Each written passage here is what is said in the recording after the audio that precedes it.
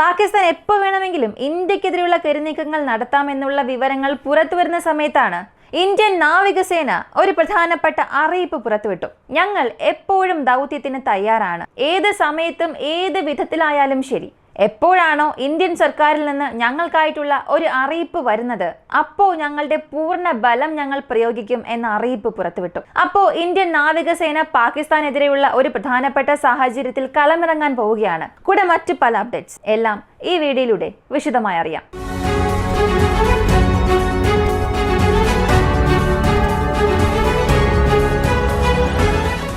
LOC മുഴുവനും ഒരുപാട് സ്ഥലങ്ങളിൽ സീസ് ഫയർ വയലേഷൻസ് ഇന്നലെ അർദ്ധരാത്രിയും സംഭവിച്ചിട്ടുണ്ട്. പ്രധാനമായും ഇന്ത്യ പാകിസ്ഥാൻ അതിർത്തി എന്നത് പൂർണ്ണമായും വേർതിരിച്ചു വെച്ച ഒരു അതിർത്തി തന്നെയാണ്. കാരണം ആ അതിർത്തി മുഴുവനും നമ്മൾ കമ്പി വേലികൾ കൊണ്ടും മുള്ളുവേലികൾ കൊണ്ടും ഫെൻസിങ് ചെയ്ത് വെച്ചിട്ടുണ്ട്. എന്നിട്ട് കൂടിയും ഒരുപാട് സ്ഥലങ്ങളിൽ ഈ നുഴഞ്ഞു കയറ്റ ശ്രമങ്ങൾ പതിവായി നടക്കുന്നുണ്ട്. ഇന്നലെ അർദ്ധരാത്രി സംഭവിച്ച ആ ഒരു കാര്യങ്ങൾ 31 സ്ഥലങ്ങളിൽ സീസ് ഫയർ വയലേഷൻസ് സംഭവിച്ചിട്ടുണ്ട്.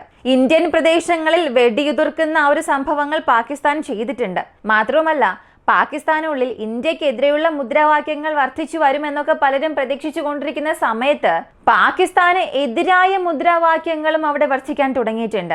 അതിന് പ്രധാനപ്പെട്ട കാരണം ഇൻഡസ് വാട്ടർ ട്രീറ്റിയിൽ നിന്നും ഇന്ത്യ പുറത്തേക്ക് വന്നതാണ്. പാകിസ്ഥാനെ സംബന്ധിച്ചിടത്തോളം അവിടെയുള്ള ജനങ്ങൾക്ക് ഈ വെള്ളം വളരെ പ്രധാനപ്പെട്ട ഒരാവശ്യമാണ്. ഈ സാഹചര്യത്തിൽ ഈ ഉപനദികളിൽ നിന്ന് വരുന്ന വെള്ളത്തെ ഇന്ത്യ ബ്ലോക്ക് ചെയ്യുകയാണെങ്കിൽ, അല്ലെങ്കിൽ അങ്ങനെയുള്ള എന്തെങ്കിലും വാർത്ത പുറത്തു വരുമ്പോൾ പാകിസ്ഥാനുള്ളിൽ അതൊരു വലിയ പിരിമുറുക്കം സൃഷ്ടിച്ചിട്ടുണ്ട്. പക്ഷെ വാസ്തവത്തിൽ അവിടെ സംഭവിക്കുന്നത് ഇപ്പോഴും യാതൊരു ബ്ലോക്കേഡും ഇന്ത്യ അവിടെ സ്ഥാപിച്ചിട്ടില്ല. ഞാൻ ഇതിനകം പറഞ്ഞതുപോലെ ആ പ്രദേശം വഴി വരുന്ന അത്രയും ജലം അവസാനിപ്പിക്കേണ്ട ഒരു കപ്പാസിറ്റി ഇന്ത്യയുടെ പക്കലില്ല. നമ്മൾ നമുക്ക് ആ ഒരു ഫ്ലോ ഒരു വിധത്തിൽ ഡൈവേർട്ട് ചെയ്യാൻ കഴിയും. എന്നാൽ പൂർണ്ണമായും ആ ഒരു ഫ്ലോ നിയന്ത്രിക്കേണ്ട ആ ഡാംസ് ഒന്നും നമ്മുടെ പക്കലില്ല. അപ്പൊ പാകിസ്ഥാൻ ജനങ്ങൾ ഇപ്പോൾ ചിന്തിക്കാൻ തുടങ്ങിയിരിക്കുന്നത്, നമ്മൾ എന്തിന് അനാവശ്യമായി ഈ പ്രശ്നത്തിനുള്ളിലേക്ക് പോകണം?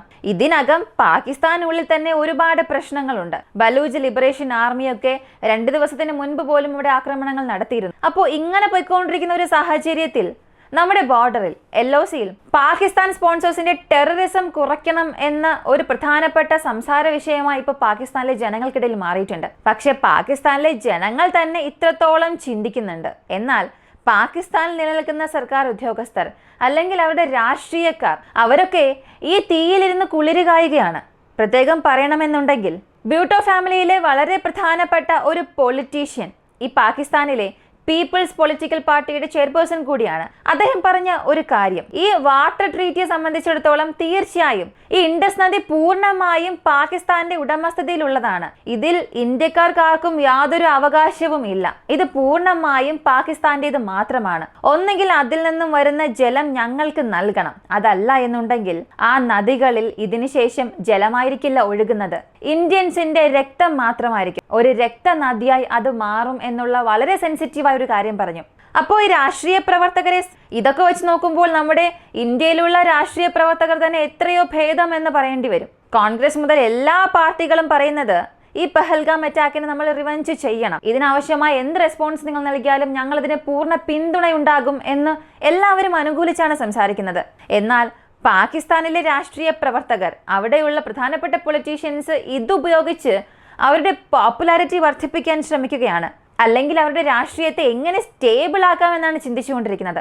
ഇത് മാത്രമല്ല, ലണ്ടനിൽ പാകിസ്ഥാൻ എംബസിക്ക് മുൻപിൽ ഒരു പ്രതിഷേധം നടന്നു. അവിടെ ഉണ്ടായിരുന്ന പാകിസ്ഥാന്റെ ഒരു സർക്കാർ ഉദ്യോഗസ്ഥൻ അവിടെ പ്രതിഷേധിക്കുന്നവരെ നോക്കി കഴുത്ത് മുറിച്ചു കളയും എന്ന രീതിയിലുള്ള ഒരു ആംഗ്യം കാണിച്ചു. ഇത് വളരെ വൈറലായി മാറിയിട്ടുണ്ട്. അപ്പോൾ സർക്കാർ ഉദ്യോഗസ്ഥർ എങ്ങനെ പെരുമാറണം, എങ്ങനെ സംസാരിക്കണം എന്നുള്ളതിനൊക്കെ ഒരു നിയമമുണ്ട്. അതെല്ലാം പാകിസ്ഥാനികൾ ഇപ്പോൾ ലംഘിച്ചു തുടങ്ങിയിട്ടുണ്ട്.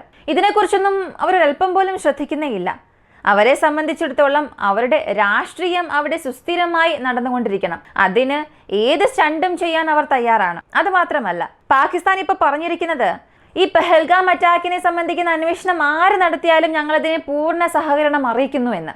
ഇന്ത്യ എന്നല്ല, ഇനി ഏതൊരു ഇൻവെസ്റ്റിഗേഷൻ കമ്മിറ്റി കൊണ്ടുവന്നാലും ലോകത്തിലെ മറ്റെല്ലാ രാജ്യങ്ങളും ചേർന്ന് ഒരു ഇൻവെസ്റ്റിഗേഷൻ കമ്മിറ്റി രൂപീകരിച്ചാൽ പോലും അവയ്ക്കെല്ലാം ഞങ്ങൾ പൂർണ്ണ സഹകരണം നൽകും, ഏത് രീതിയിലും ഞങ്ങൾ സഹകരിക്കും എന്നാണ് പറഞ്ഞത്.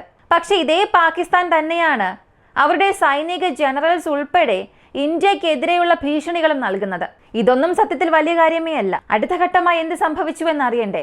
സിവിലിയൻസ് ജീവിക്കുന്ന പ്രദേശത്തെ നോക്കി അവരുടെ ആർട്ടിലറി യൂണിറ്റ്സിനെ കൊണ്ടുപോയി നിർത്തുന്നുണ്ട്. ജനങ്ങൾ കൂടുതലായും താമസിക്കുന്ന പ്രദേശങ്ങളിലേക്ക് അവരുടെ മോട്ടോറോൺസ് ഫയർ ചെയ്യുക.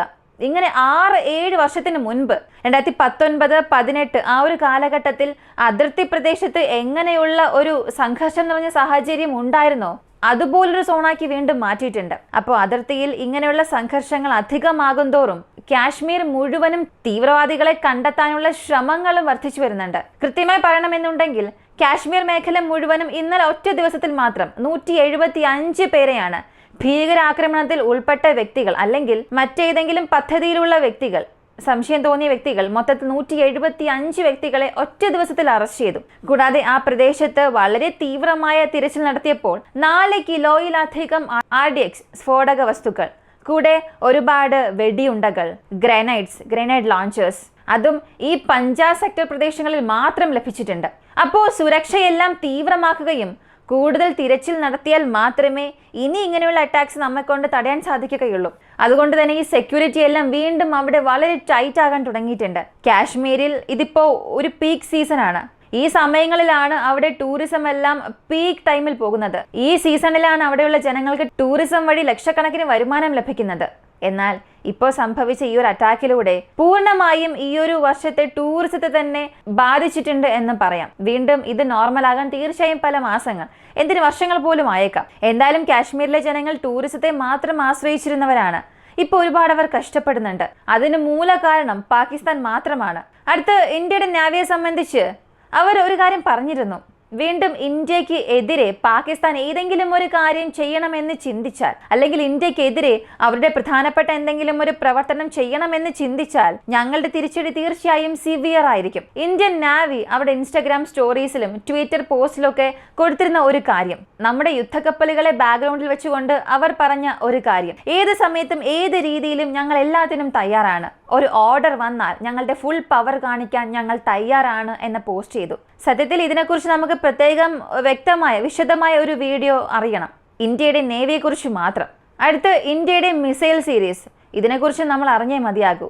എങ്ങനെയൊക്കെയാണ് പാകിസ്ഥാനെതിരെ ഇന്ത്യ പ്രവർത്തിക്കുക, ഇന്ത്യ ഏതൊക്കെ ആയുധങ്ങളാണ് ഉപയോഗിക്കുക എന്നുള്ളതിനെ കുറിച്ച്. അടുത്ത് ഇന്ത്യയുടെ കപ്പൽ സേനയെ കമ്പയർ ചെയ്യുന്ന രീതിയിലും നമുക്കൊരു വീഡിയോ വേണമെങ്കിൽ ചെയ്യാം. ഇന്ത്യൻ നേവി ചിന്തിക്കുകയാണെങ്കിൽ ഒരു എക്കണോമിക് ബ്ലോക്കേഡ് പാകിസ്ഥാനെതിരെ നൽകുകയാണെങ്കിൽ വെറും 4 മുതൽ 5 ദിവസത്തിനുള്ളിൽ മുഴുവൻ പാകിസ്ഥാനെയും കീഴടങ്ങാൻ വയ്ക്കുന്ന അത്ര നാവൽ പവർ നമ്മുടെ പക്കലുണ്ട്.